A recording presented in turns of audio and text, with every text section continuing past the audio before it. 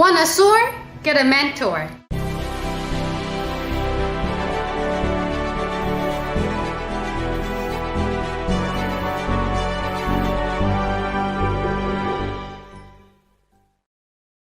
Hey, it's Nina Carmichael. We made these videos is probably because you're the most ambitious person in your circle. You know you're capable of more, and you get that push by surrounding yourself with the best. So today let's learn from one of the best, my husband Evan Carmichael, on how to raise your standards. Enjoy!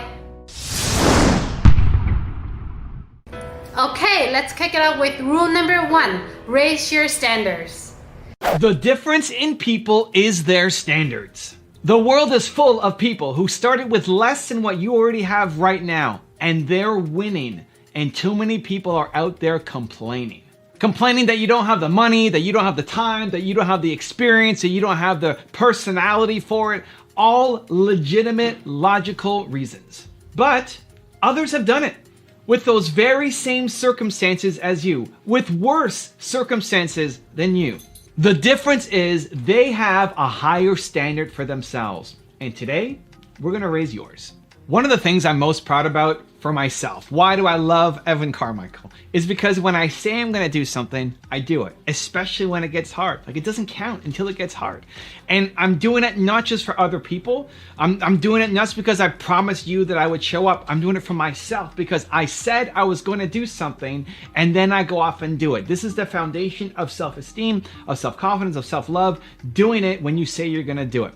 And so on Monday, I usually have a 2-hour walking meeting with Alex. Alex helps me run Toronto Dance Salsa. He comes over. Monday's my mentoring day, and we'll usually go for a 2-hour walk around the city. And it's starting to get cold. You know, it's winter time here. It's getting cold, and so we bundle up and we go for our 2-hour walk while we talk and while we meet.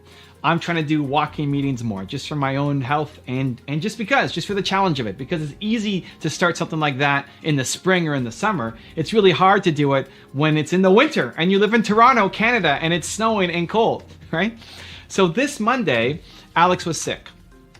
He still came in, he was sick, he was running a bit of a fever, not crazy sick, but just sick. And Nina, my wife, super caring, said, hey, maybe you shouldn't go for a walk outside. And in my heart, just like, come on, no, we have to. I said I was going to do it, right? I have to, for myself, I have to go on the walk. Like, I'll go on the walk and leave Alex at my place and, and just film the meeting with him. But we came up with a different solution, which was, I live in a condo. We have a gym in my condo, and we went down to the condo gym and I walked on the treadmill while he stood or sat next to me for 2 hours because I said that I was going to do it.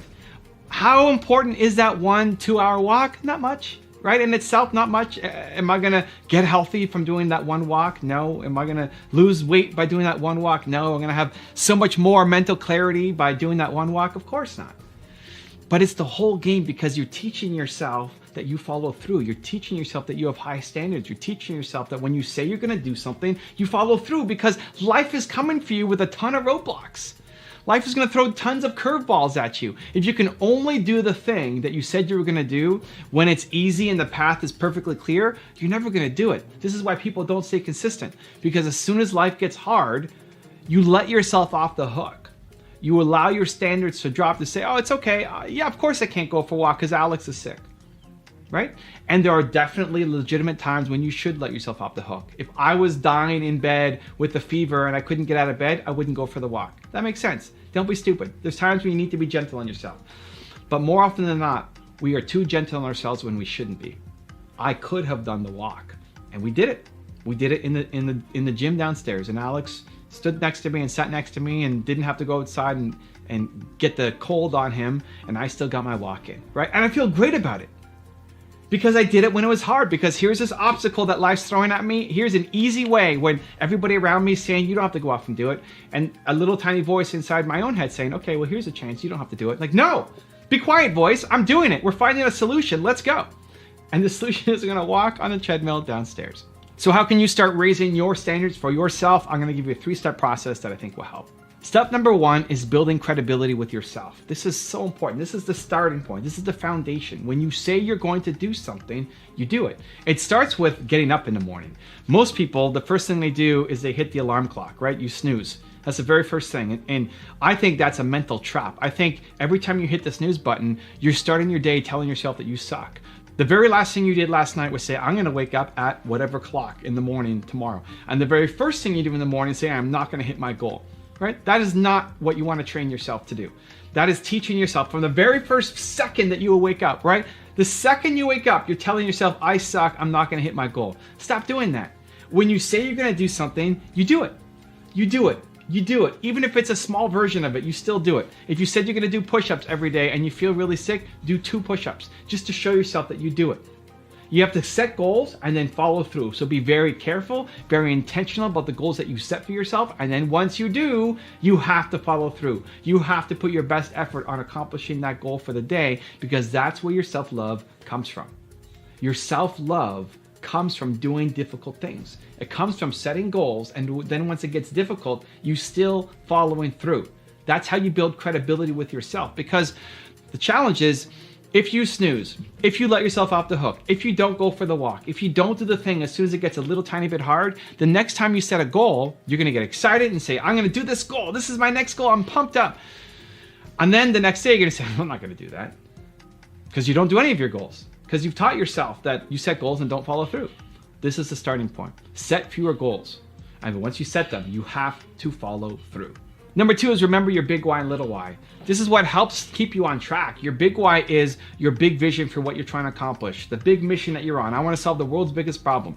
I want people to believe in themselves more, right? It's what I'm doing for the rest of my life. And sometimes that's motivating and inspiring and amazing and gets me going and wants me to raise my standards to get there.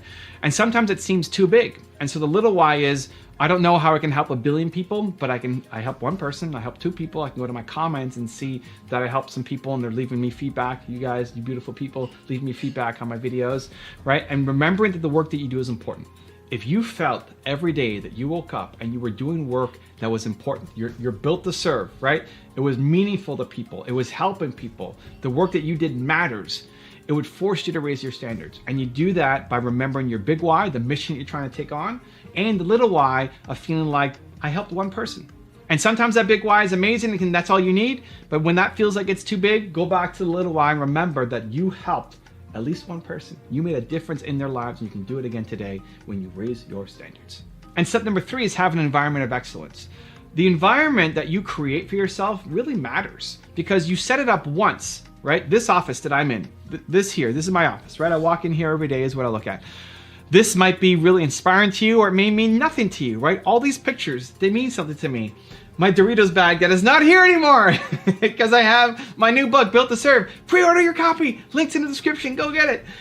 My Doritos bag that was here. But even this book, I'm proud of this book, right? The awards that I have down here. Everything that's in my office was designed. Even the clothes that I'm wearing and the things that's on my desktop background and my cell phone background, right? It's designed with intention. The beauty of having something like this is you set it up once. I printed these pictures off once, I put them up on my wall, and every day I walk in, I've got Steve Jobs staring me down and Ipa Giannini staring me down, and my parents looking at me as soon as I walk in the door, and Howard Schultz and Kanye West, they're looking at me. They're inspiring me on a daily basis. I pull up my phone and I look at that message on my phone and my desktop, all of it, right? Design your environment. Ask yourself, what's in your environment, is it allowing you to be excellent? Is it pulling you up to a higher standard? And if it's yes, amazing, keep doing it. If it's no, then fix it. Fix it. Even putting this on every day makes me feel like a superhero. That may sound silly, ridiculous, crazy to you. Awesome, go do you, right? For me, it's what I like to do. This is what gets me feeling amazing.